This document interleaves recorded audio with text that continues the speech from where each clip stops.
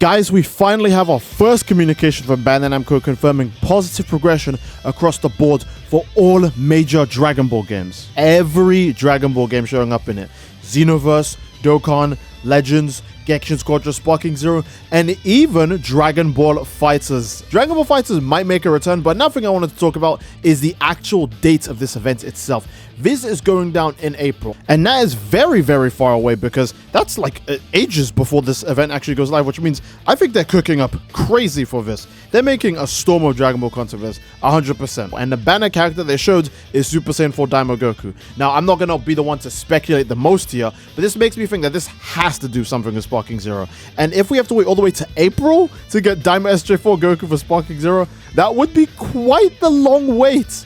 Now, I'm going to go through everything in order in this trailer. The first thing they do is obviously just, basically tell us that the event is happening like super crazy early, and they show us Sparking Zero. Now, again, I don't want to jump to any conclusions, but SJ4 Goku Daima has not been added to Sparking Zero yet. He's either going to get added, obviously, before this year ends, or scarily enough, he might be a 2026 release on April. Now, most likely, what I think is going to happen is that he's going to release this year, and in April, that's when they'll announce the future DLC for Sparking Zero after, SJ4 Daima Goku. Because all we know is that SJ4 Daima Goku is the last DLC that Sparking Zero is going to get, and then it's nothing else till then. So most likely, they'll announce a second wave of DLC in April. That's what I believe. But again, you guys let me know what you think in the comment section down below. Do you think we're going to have to wait all the way till 2026 April just to play Daima SJ4 Goku?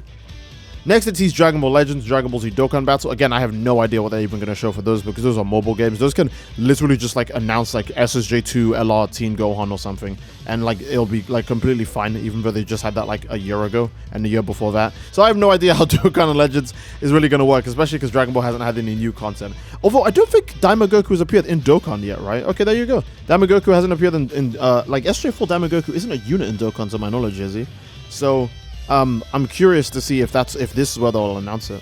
Xenoverse 2 also gets a shout out here. Now, I still think Future Saga Chapter 3 is going to come out this year, and most likely what they're going to show at this, April event for Battle Hour is going to be this Future Saga Chapter 4 DLC trailer. I still think Chapter 3 is going to come out this year. If it doesn't, then it'll probably get announced, here, which would be really, really, really, really, really, really, really long, but that's in line of how slow Xenoverse 2 is now.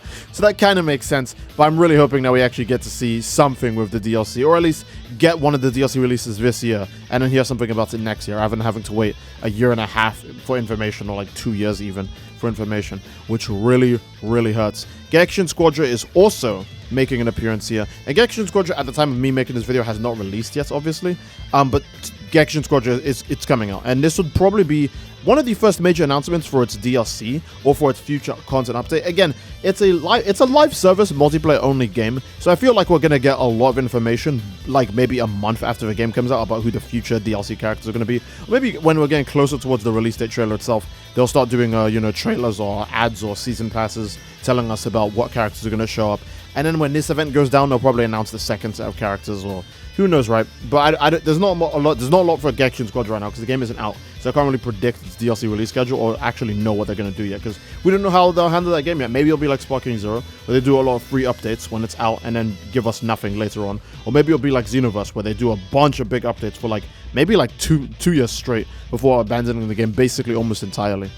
And after showing us a few of the card games, the final thing they show is a presentation on a stage of gameplay of Dragon Ball FighterZ, obviously happening on the screen, people reacting to it, cheering, and then teasing that there's going to be an ultimate showdown with one spot to claim at EVO France for Dragon Ball FighterZ. Now again, Dragon Ball FighterZ I feel like hasn't had any big main kind of promotion in a long time, but I think it's going to come back in some sense. Maybe I'm wrong, maybe I'm right, because again, they should realistically, Oxys, they should be working on Marvel 2 consoles, and not even done with Guilty Gear DLC yet, so who's to say if they can actually come back to Dragon Ball FighterZ right now. But one reason I think Dragon Ball FighterZ might be making some sort of slight reappearance is that for the Dragon Ball Gekishin Squadron pre-registration campaign, they actually mentioned that we would be getting rewards for Dragon Ball Sparking Zero, Xenoverse 2, and FighterZ if you pre-register for Gekishin Squadron.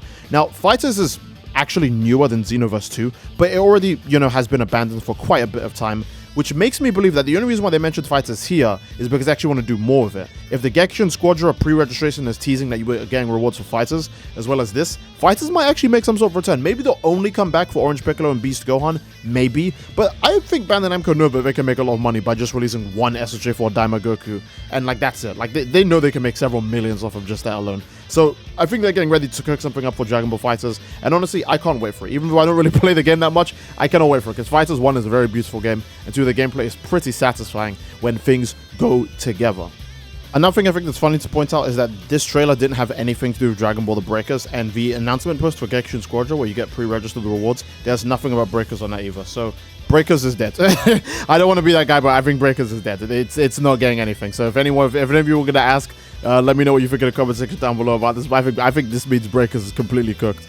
And I think that's a great place to end the video. Again, you guys let me know what your thoughts and feelings are by everything down below. Whether you think Dragon Ball FighterZ is going to make a return, how long we're going to have to wait for the DLC, what kind of amounts of content do they have cooked up if this is coming out this like late, they're already telling us about this. Let me know what you guys think altogether, but I think that's a great place to end the video, lads. Don't forget to leave a like and subscribe, so it really supports the channel, and leave a comment down below as to what you'd like to see next, and that'll be it. I do love you all, I hope you all enjoyed, and I'll see you all next time. Take care, and peace.